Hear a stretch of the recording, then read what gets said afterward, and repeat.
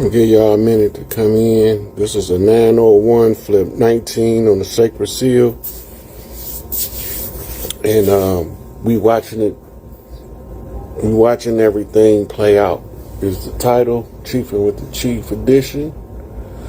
So I'm gonna go on over here and do some invites. And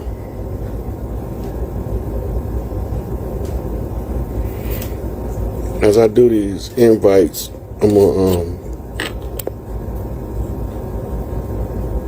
spark me up something. You know us chiefs, we loving the chief. So I'm spark me up something that people get a chance to come over here and see what we talk about. So FYI, I got Dr. G tomorrow at I think 8 Eastern, which is I think 10 Pacific, which is 9, wait a minute, which is 7, no, that's not right. 8 Eastern, 7 Central, and 5 Western. So I'm inviting people in right now. I don't know how many they're gonna let me invite. Last time they let me invite a lot of people, but I don't know how many I made it. But I'm just, doing what I do. About to be chiefing. And while I'm chiefing, I actually don't have jack to talk about. I was just watching the Empress on YouTube, and I've been trying to get on here for over an hour. Every time I try to get on, I run into a phone call come in, all kind of stuff. So we're going to let some people come in and drive the direction of the subject matter. But I have been having a ball watching Trump sick his doge on people. Get him. I still got to watch this, video of Elon and his team going through Fort Knox. I haven't seen it yet. Brother sent it to me, and I haven't had a chance to look at it. So, homeboy Oliver, Kyra. Okay, so now, what's going on with y'all? I'm gonna sit back. I'm gonna look. These people been clowning. They butt sore. They butt sore because they auditing the money. You have to know what you have if you're gonna know what you can spend. And they just been spending, and nobody's been checking the accounts, verifying the payouts, making sure they going to the right places, to the right people at the right time for the right reasons. They ain't been doing none of that. Now all these politicians is sitting up here acting like little kids. They crying because mama won't get them go get a popsicle. Mama won't let me have a popsicle. Daddy, mama won't let me have a popsicle. I'm trying to get into this account and they freezing me out. So it's good. It's good. It's good. So before we go any further, if anybody want to come in, send me a request. And we can talk about whatever. I don't really got nothing to talk about. I was just saying I haven't had a chance to see the Fort Knox video, but that's going to be so good when I see it. It's going to be like drinking cold water on a hot summer day. I'm telling you. It's going to be like drinking cold water on a hot summer day. That's going to be some relief. What's going on, Renee?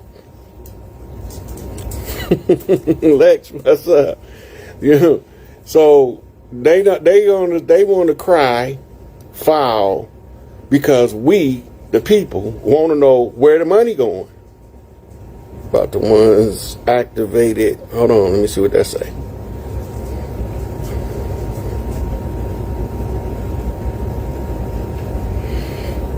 Uh, you talking to one? So Jay Scroggins said, "Rod, can you talk to us about the ones activated between 1990 and 2003 by the master teacher's voice?" I can't speak for all of them. I can only speak for me, because that time frame you mentioned is when I came in tune with Malachi's teachings. And a lot of people didn't understand back then that we was actually fighting a war using conjure magic information. And that's, you remember, back then Pops was putting out, first he was putting out the Nubian Islamic Hebrew editions when I met him. So when I came across his information, they were Hebrew Israelites. Then in the early 90s, he shifted and opened the Holy Tabernacle Ministries, moved from New York to Georgia. And I'm watching this and I'm like, what's this all about? And then he started butchering all of the religions, the degree of Mohammedism, the degree of Christism, the degree of Mosesism, where he addressed all of the 360 questions that he had wrote as an answer. So he had a 360 questions to ask the Orthodox Sunni Muslim. They got mad and wanted to kill him because he was asking questions. And it's like I've been saying since I can remember, before I met Pops, if anything above question is beneath me. And then when I read Pops say the same thing, I said, we on the same frequency. I got to find out who this guy is. And then when I'm watching how they removing leadership out of the community, right? What are they doing? Lying. When they tried everything else, see, you got to look. They tried to charge Baba with arson because the Sunni Muslims bombed one of his mosques in New York before he left. And they sent a guy named Nusir, who was an Orthodox Sunni Muslim under the Blind Sheikh, to assassinate Malachi, but the Swords of Islam was on guard for it, right? So that didn't work. So now they tried to assassinate him, then they tried to frame him up, and neither one of them worked. Whenever they exhaust every effort to take down one of our leaders, they have to charge them with some shit that the allegation is the evidence, right? People don't know how to read paperwork, especially court documents. They don't understand court procedures. They don't understand this. Look, lawyers have to read a book called, like for instance, Michigan Court Rules, the rules of the court. They got a book that the lawyers study. It's called Rules to Criminal Procedures, How to Address Criminal Cases. I read all that stuff. So when I'm looking at everything and I'm seeing what I'm seeing, I'm knowing it's a fix in the game, but I don't know what it is yet, and I can't speak on it until I know what I'm talking about. When I found out that all of the so-called victims had this genetically traceable strain of herpes. Malachi didn't have herpes before the case. He didn't have herpes in prison. How can he have it long enough to give it to these kids? Because this is how they tie them all together, which is called a fundamental aspect of the case, like a main thread, right? So under that main thread, I'm like, nah, that paperwork ain't matching up, right? You got 30 years of STD testing, that no herpes come up. The prosecutor bring in a report saying he got the same genetically traceable strain of herpes as the victims, but he confused. So his doctor tell him, well, when you get where you're going, go get tested. He in prison get tested again, and he still don't got it. He ain't the perpetrator, but there is a perpetrator. Let that sink in. So he's taking the fall for somebody in the community with this same genetically traceable strain of herpes that if they put it under the microscope, they gonna know who did it. I ain't gonna go too much into that. But a lot of the Nuwabians know what happened. They was there. They seen it. They lay eyes on the dirty players plotting the plot and didn't say nothing. And if you sitting there, my mama say the sealer is as bad as the stealer. You sitting there watching these people orchestrate this plot to come up with a whole false case in order to remove this man so they can have access to his wealth. That's all it's about. It don't got nothing to do with him teaching nobody the wrong information, misinformation, and none of that. They had a whole bunch of people come at him and ain't none of them been successful in proving his information wrong. As a fact, time goes by, it becomes more and more truthful, the things that he got written in his hundreds and hundreds of scrolls that he write. And so when I'm sitting here, I'm like, wait a minute. All these motherfuckers sit here and watch this man get set up. And now, while he gone, they all got their hand in his pocket. They living off his work. They living off his books. They living off his lectures. And they not sending him shit. They want to raise money for lawyer fare. They want to raise money for bail, but he ain't got no bail. They want to do all these fundraisers, and he never see a dime, and he's nowhere in the position to clean his house up, and that was the whole purpose. So you got 30 years or 20 years of people using this man's name to live their life high on the hog while he's sitting in this motherfucking cage. Godfather buried alive. Shout out to Shine Barrows. Just Godfather buried alive. You can't say it no better than that. It's a little different with the government involvement in the downfall of Larry Hoover and Angel Bay and Big Tookie. That's a whole nother animal. It's when the people you love and trust the most turn on you that you become the most disgruntled. And if he got any wickedness in him, it wouldn't be no witnesses breathing. It wouldn't be no witnesses. All of the ones that made that stuff up, they wouldn't be breathing if he was about the wrong thing. He would have been wiped them out. He could have stopped. He could have had the people prepared to stop the feds from arresting him. He had the army to do it, and he told them to stand down. He said, this is a spiritual war. It's bigger than y'all can see right now, and I can't explain it to you in terms you can understand. Right? Look, if you want to see a farce, they got a court TV case with the brother they called H. Rap Brown back in the day, known as Imam Abdul Alamin or Jamil Alamin. He had his own community. They was computer geeks, and they was making all this software that he was selling to Silicon Valley and other places to do different works. Watch that trial and wait for the verdict. You're gonna be shocked that how in the hell did they find this man guilty? How did they do it? Because he was guilty when he came in. In American law, according to what they tell us, you're supposed to be presumption of innocence until proven guilty. But that can't be true. And I'm going to tell you why. It can't be true because if the presumption of innocence was there, you wouldn't have to stay locked up while you fight your case. Right? They come up, yep, West End, H. Rap Brown. You got it, Toya. Latte, my bad. You got it, though. So, we got leadership that can't be leaders when we need them the most, while we struggling to find our way in the darkness of this BS that they putting in front of us, and they telling us this is the way life supposed to be. It's not supposed to be like this. You remember Pac said, I know what life's supposed to be like, and it ain't supposed to be like this? This is exactly what I'm telling you. I know what life supposed to be like. I don't want to live here if the matriarchy not intact.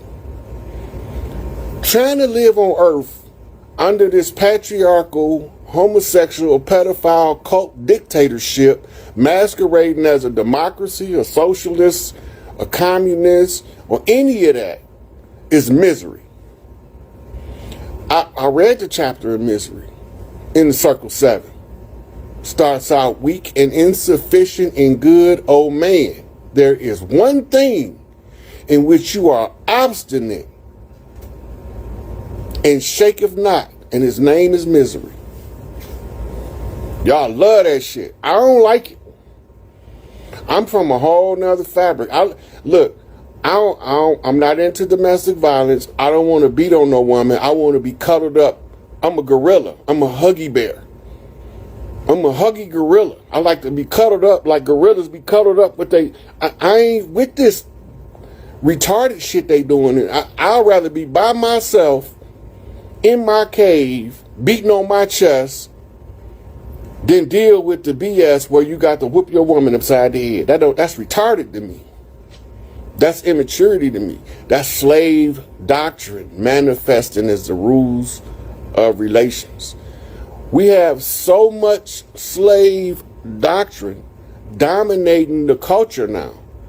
The slave driver, once he's influenced everybody, it's contagion of aberrations, as is written in Dianetics.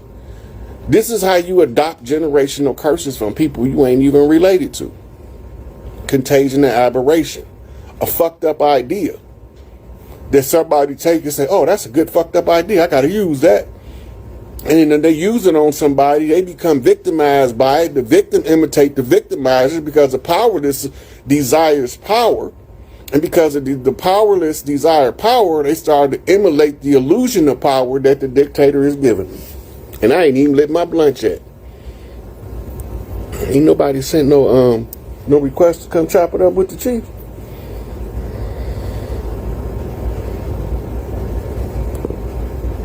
Oh.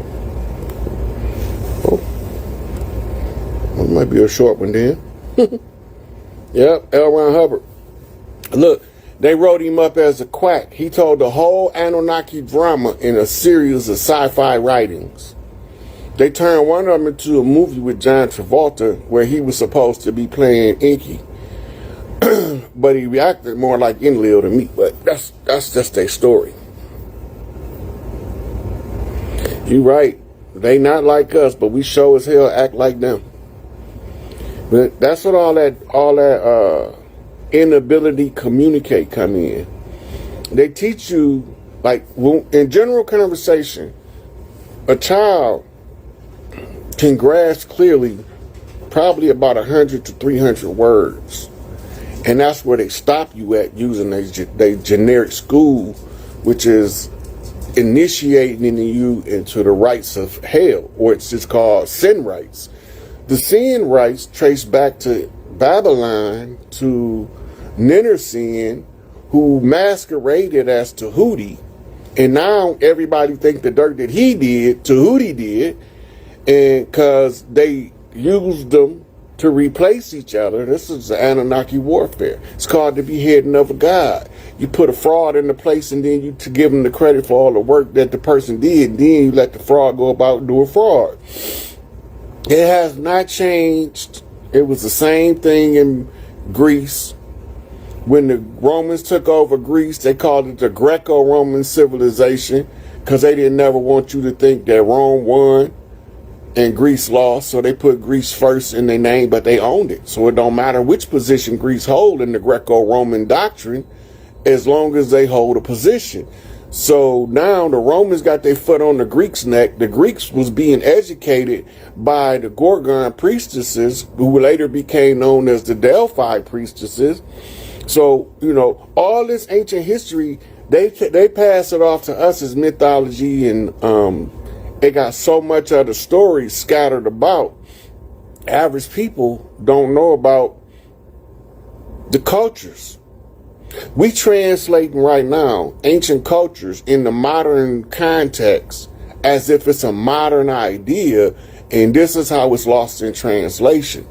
Because all of the stuff that the ancients classified that they telling us now was gloom and doom is not gloom and doom. Right? The solar flare is not gloom and doom. The Schumann spiking and eliminating all of the rogue elements is not gloom and doom. You can't have, oh, Mike Penny in the house, that's my guy. You can't have right? A change that's gonna last if you holding on to the past that has faded away. The change can't last if you holding on to the past that's fading away. We yesterday over because we burnt that bitch down by living it. Tomorrow ain't got here yet because we building it today. So every time we live today, we building tomorrow, and every time we live today, we killed yesterday. It's just progression, right? They say that the Anunnakis and Sumer was the first ones to create a clock. No, they didn't create the clock. They invented time. We didn't have time. We lived in what was called the Septepi, the forever time. We didn't know nothing about no restrictions of time and lifespans and all that's immortality. Then when we begin to split into different avatars, so it's like 30, 40, 50 of us at the same time on the planet because convergence in timelines, the crossing of frequencies in parallel dimensions, in the infinity loop, we be 50 different people. That's why we can't never grasp all our mind until somebody kill off 49. Go back to Jet Li to 1. All of your aspects of yourself have to die for it all to come into the one. Right? This is how you become the one.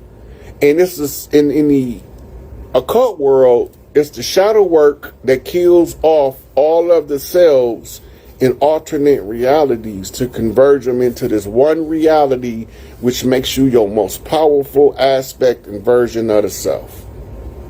Hey. Ooh. Come on, Jimmy. You've been out a long time. I've been seeing you for some years. You can come up and talk. I ain't ever had a chance to talk to you. I don't think. I've been trying to holler at Rod forever. Oh man. Just so you know, I can't see you, but I can hear you loud and clear. The audience probably can see you though. Oh, this is awesome timing. How you doing, Chief? Pretty good. How you doing, sweetie? I'm I'm I'm living. I'm living. I Oh, um I wanted to chime in because a lot of what you just said touched based on what I'm currently going through, um, as well as things that I didn't know in my life at all. Okay. I've been watching you I'm for some currently time. going through. Um, Um, and oh, let me see, where do I start? I've been watching you for quite some time. You and a lot of other scholarly brothers and sisters. The list just goes on. C. Freeman L., Bobby Hemmett, all of them. for you to Magic, Black mention Magic me in the name with T. 363. Freeman Neal and Bobby Hemmings, boy, that's some high accolades there. And it's amazing to me because the timing for me. All of these things have transpired for me within the past, I would say, decade. I am 47, and I just found out that my family may not be my family. How do you um, think that happened? oh, it's a lot from what I'm understanding. So I do know that the two individuals that raised me may not be my biological parents. I know for a fact the paternal connection is definitely not my father. The maternal connection may be a part of the lineage, but she was not my biological mother, So if you, which I so you really could have. Do you got siblings older than you? no. And ironically, I am the eldest grandchild supposedly on both sides. Now the trick thing to that is, and I don't know if I know that things relate to me different than they do to other people. So I'm coming to know of myself as someone who I do have discernment. Um, and I'm fortunate enough to be one who can watch oracles and I can pick out my storyline with no problem. So I know that my father was an elder male. I also know that he left me an inheritance. Now, within me coming to know about this inheritance, and ironically, the way all of that came about is kind of how this supposed family was attempting to trick me to claim my sovereignty, to rescind all of my documents so that I can become someone else. However, it didn't work out that way. But I'm one who realizes that nothing is coincidental. So I know that my spirit team has been guiding me, my ancestors have been guiding me to take steps for me to get closer to what I'm supposed to do.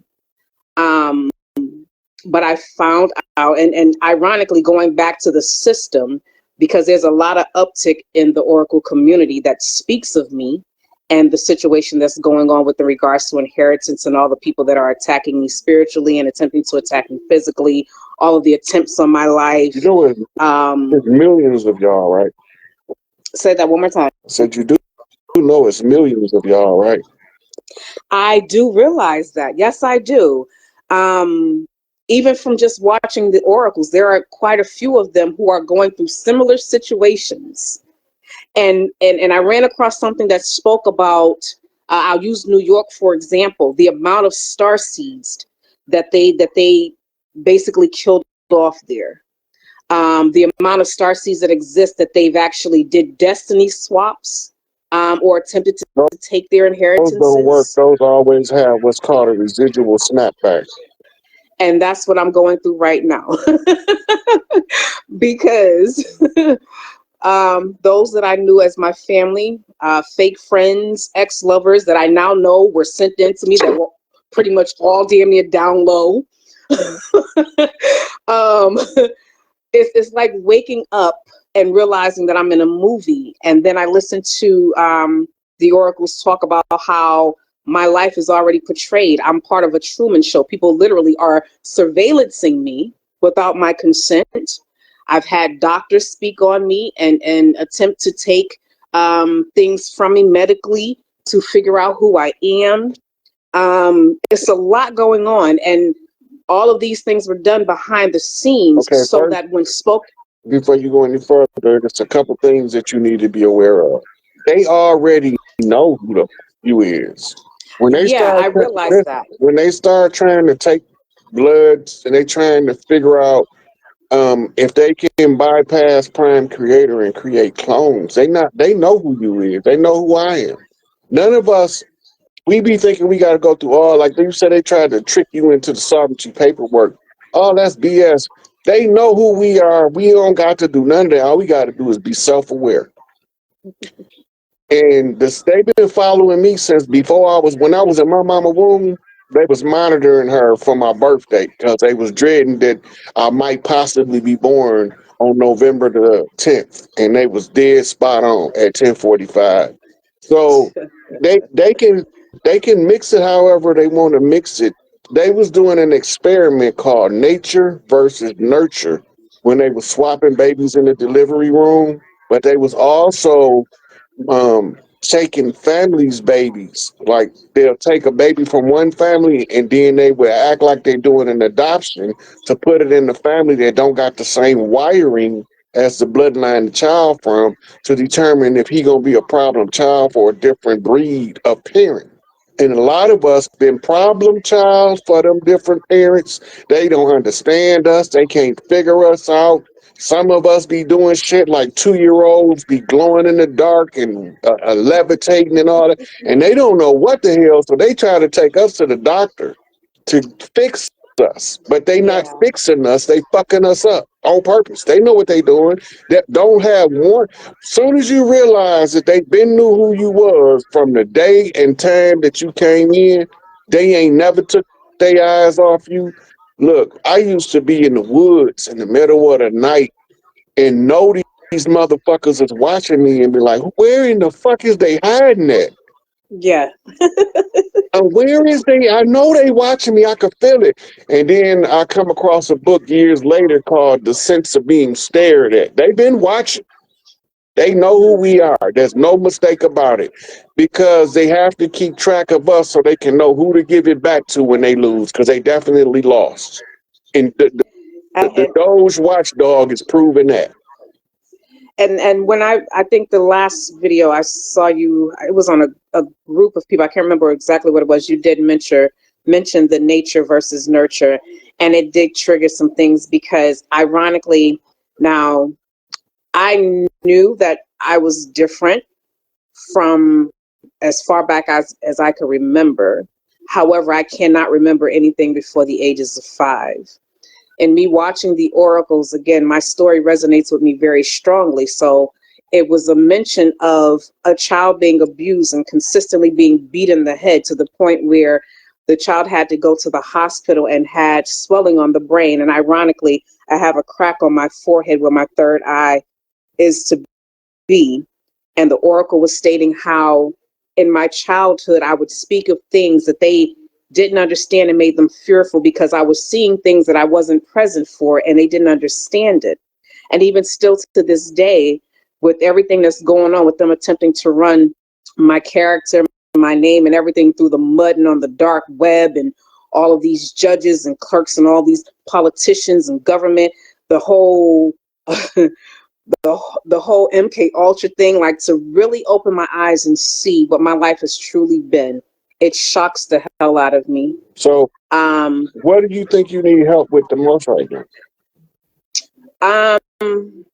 right now, if I had to choose something, it's learning how to get off of me whatever is on me. There was a point in time when Ain't my nothing gifts on was you. It ain't nothing on you.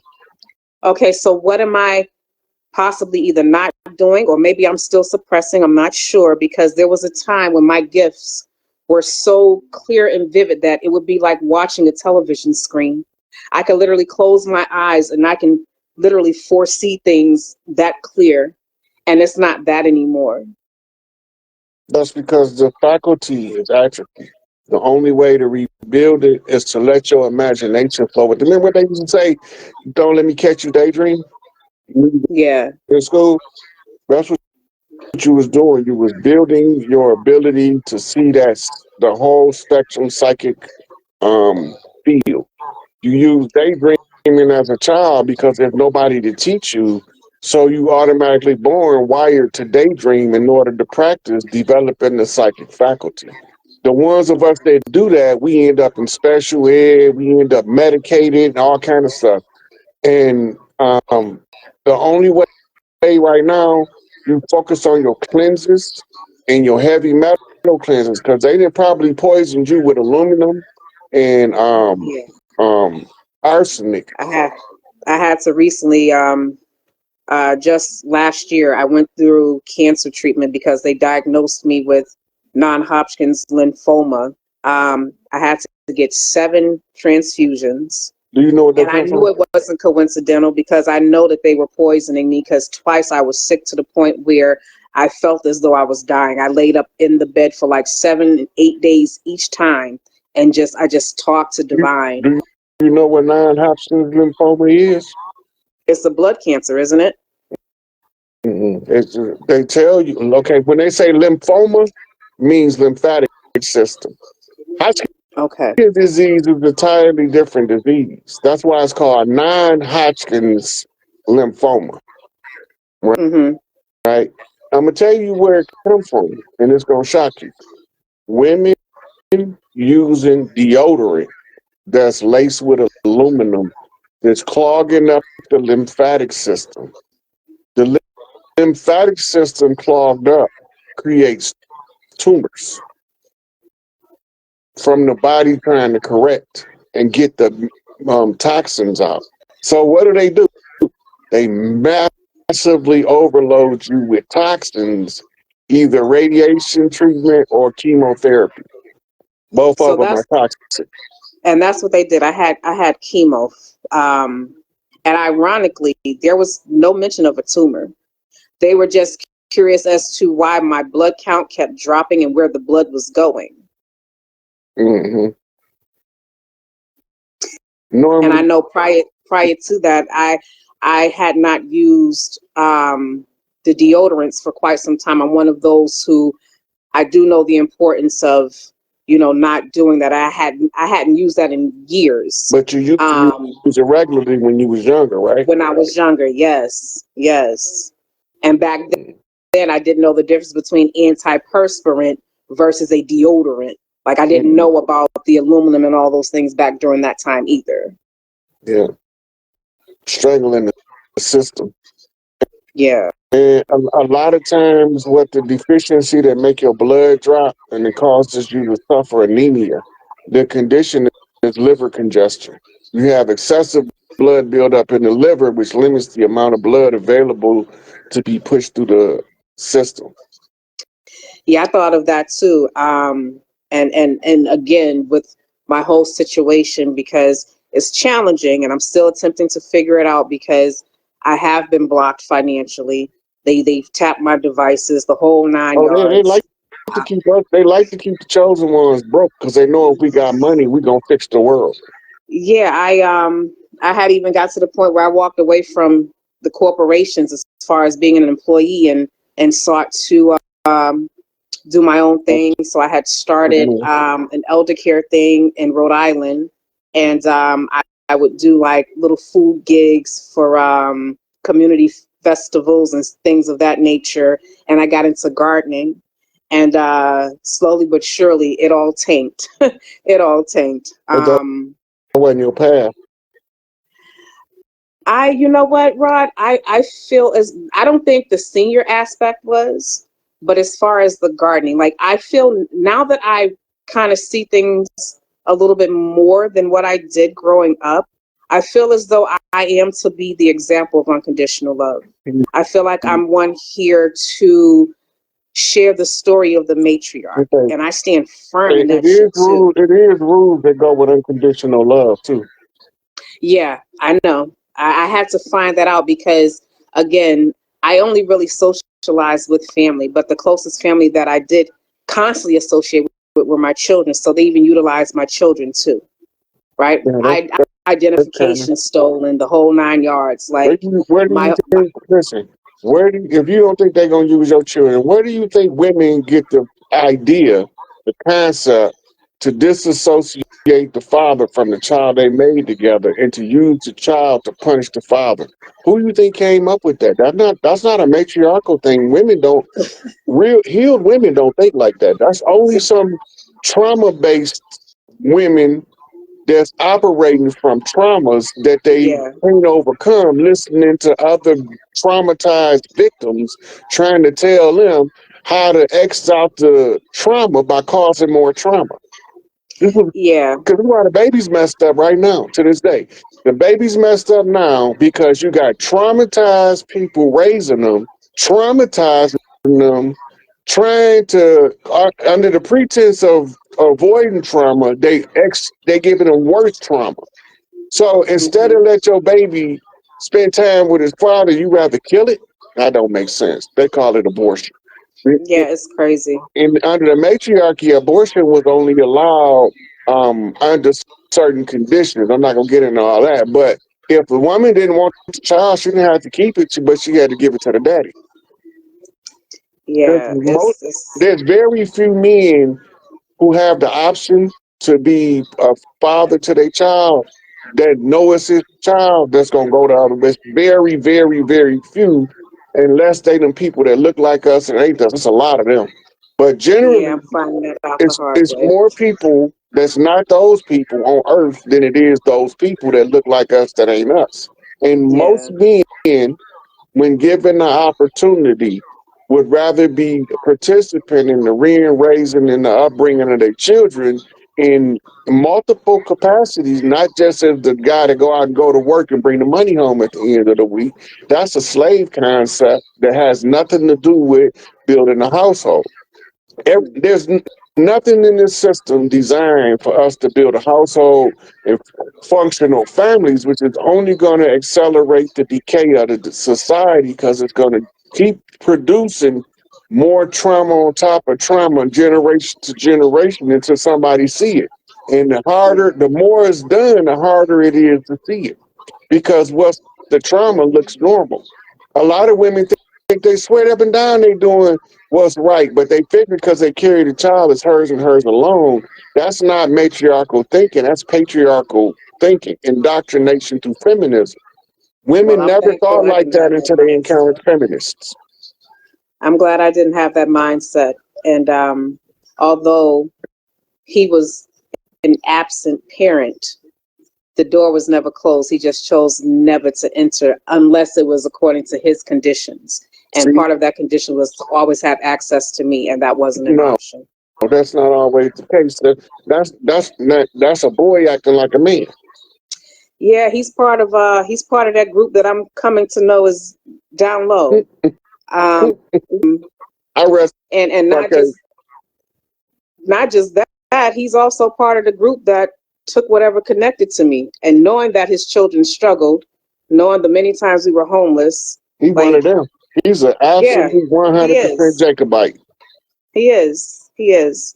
And it's sad because, like I said, they utilize my children, and I've even told them, like, it hurt me initially, that they chose to partake in that with him when he wasn't even present at all, versus coming to tell me of the things that they knew. I had to kind of, once I had got to a point of accepting what I'm hearing in the oracles that was resonating with me, and I took the time to step back and think back in my life, I realized I did ignore a lot of red flags. A lot of things are right in front of my face and I didn't see them.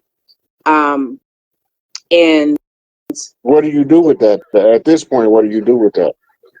actually, what I'm doing with it is I've taken it in and I've accepted that, and I work on me. Now I set boundaries, right? Now even with my children, and I have grandchildren, it hurts my heart, but I have very strong boundaries. Um, and I'm attempting to work on myself because I don't want my boundaries to be so firm because, again, I know that I'm here to be an example of Give me love. an Um, example of a firm boundary that you have. with in regards to my children, um, No matter what it is, as long as you know that it's a firm boundary, like the thing that you say, I'm not gonna never tolerate this in my life ever again. um, I'm kind of, I would say the gaslighting for me, since that seems to be the way everybody tends to come, is the gaslighting. A lot of things that people used to say to me, I would just ignore and be like, oh, they tripping, or, I brush it off, but no more. And I even still have to curb that because sometimes I wonder if I'm too abrasive.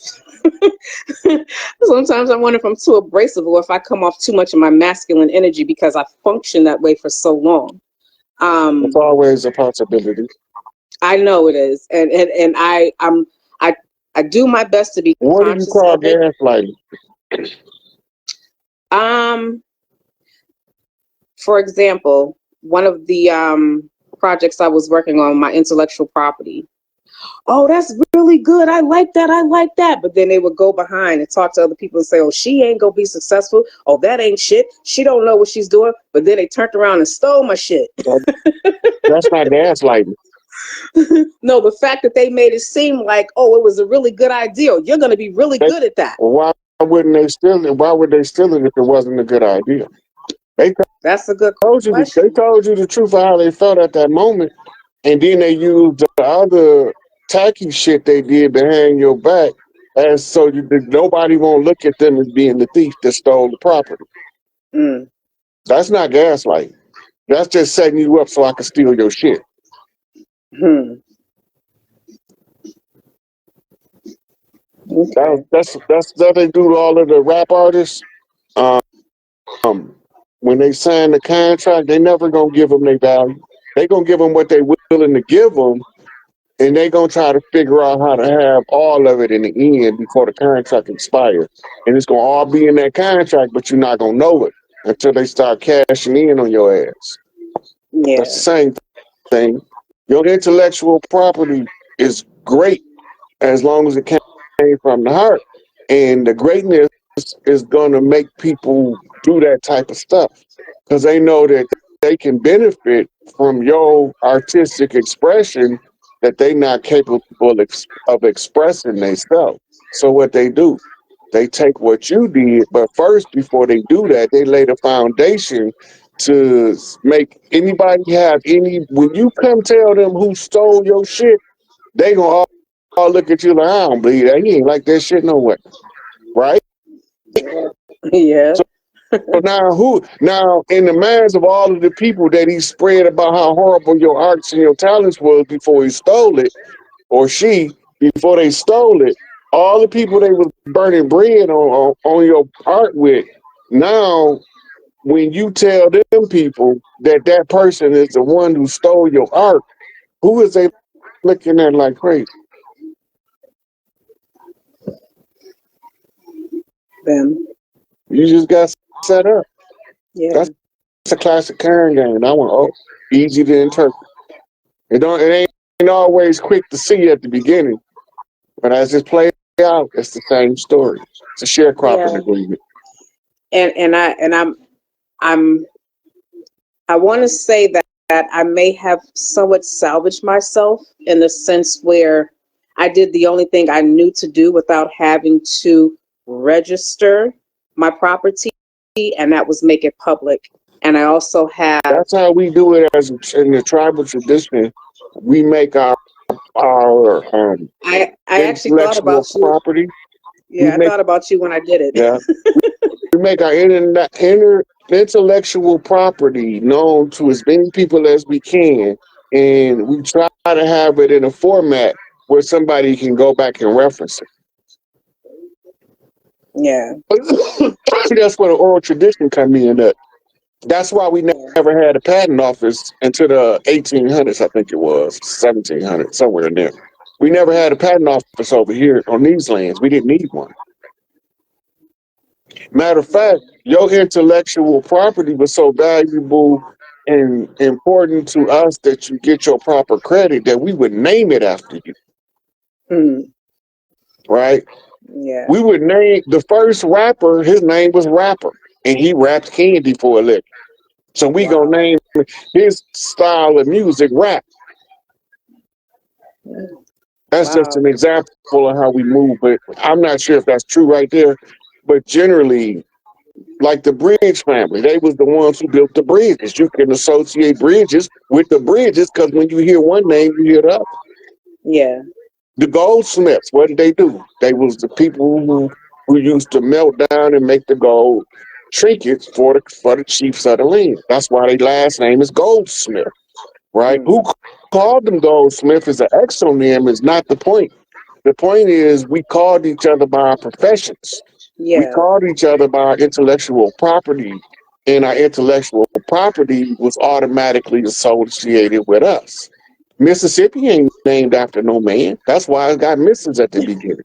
Yeah. But I'm Yeah. just saying the biggest clan on the land is the old Mississippians, and Mississippi not named after a man. So the intellectual property right that carries on from all Mississippian tribes ties back to the Mississippi Mama. Mm. That's deep. This That's is deep. this is this is why anytime the land is in a crisis like it is now, they gotta go to Mississippi and scatter chiefs across the land as youth, as adolescents, right? Mm. And sometimes it take 2 or 3 generations, but they gonna all know each other because Mississippi niggas know Mississippi niggas because Mississippi niggas do Mississippi shit. And then we go try it out on them NO niggas to see if it's a yes or a no. And if they tell us it's a go, it's a go.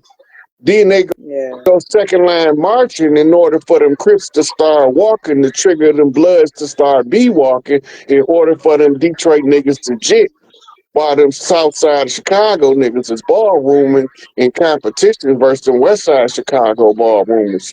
And they trying to get it all told in the story where one of us gonna be able to read it. Because the culture is not gonna leave the people, even if the people try to escape the culture, because the culture is tied to the DNA of the people. DNA. It's Yes, in it the is. blood.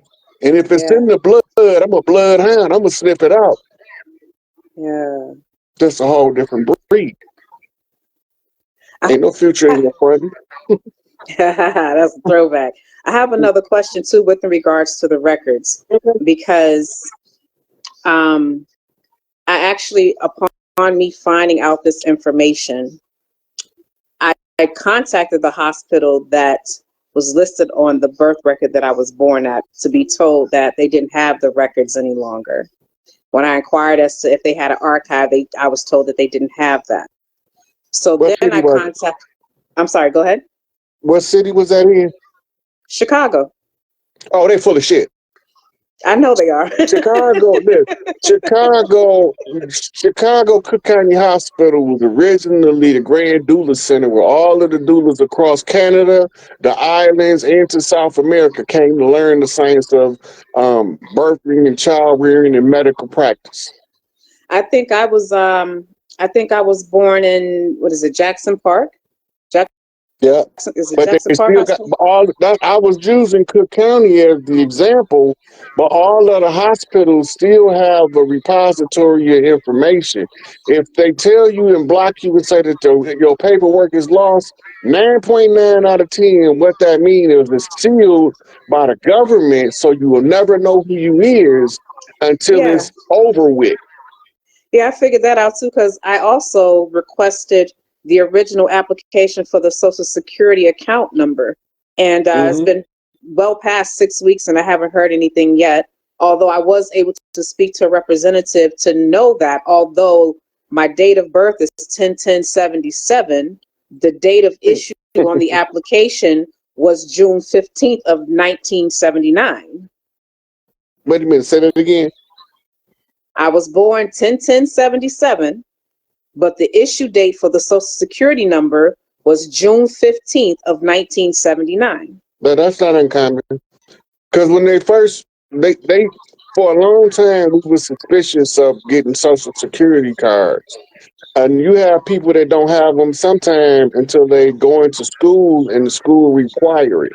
So Hmm. all the way from birth to 5 years old, anywhere in there is a timely manner in a Social Security card acquisition, but you still have your indemnity record is based on um your true birth, not the bond birth certificate, but they have what they call a long form. The long Hmm. form, the master copy is always kept by the city that you was born in. They always keep the master copy, and sometimes they give you a copy of the long form, but most of us get the 8x10 short form birth certificate. So now they don't Yeah. even give you that. Now they give you something that look like it look like a certificate to a preschool baseball tournament. Yeah.